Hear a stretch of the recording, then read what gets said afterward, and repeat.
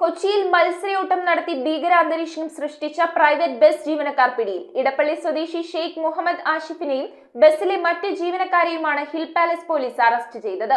Bus യാത്രികരുടെ ഇടയിൽ ഭീകരാന്തരീക്ഷം സൃഷ്ടിക്കുകയും മരണഭീതിയിൽ മറ്റ് ബസ്സുകളുടെ പിന്നാലെ മത്സരയോട്ടം നടത്തുകയും ചെയ്തുവെന്നാണ് യാത്രക്കാരുടെ പരാതി.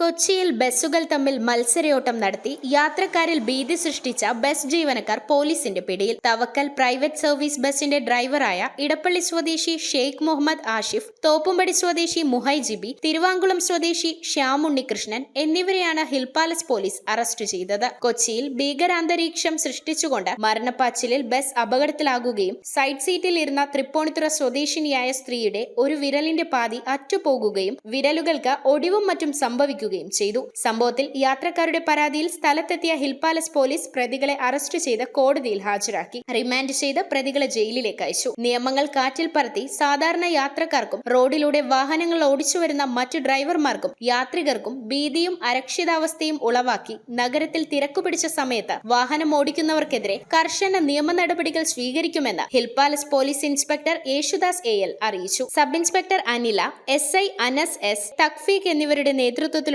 സംഘമാണ് പ്രതികളെ അറസ്റ്റ് ചെയ്തത്. News bureau, Ernakulam. ആശങ്കകളില്ലാതെ ഇനി നിങ്ങളുടെ പ്രസവകാലം ആഘോഷിക്കാം പാലാരിവട്ടം ഡോക്ടേഴ്സ് ഹോസ്പിറ്റലിൽ. വേദനരഹിത പ്രസവം, വിദഗ്ധ ഡോക്ടർമാരുടെ നേതൃത്വത്തിൽ സമ്പൂർണ്ണ ഗർഭകാല പരിചരണം, അത്യാധുനിക ലേബർ റൂം കൂടാതെ 9,999 രൂപയുടെ സ്പെഷ്യൽ ഡെലിവറി പാക്കേജും. കേരളത്തിലെ മികച്ച ഗൈനക്കോളജിസ്റ്റ് സേവനങ്ങൾക്കായി സമീപിക്കാം പാലാരിവട്ടം ഡോക്ടേഴ്സ് ഹോസ്പിറ്റൽ.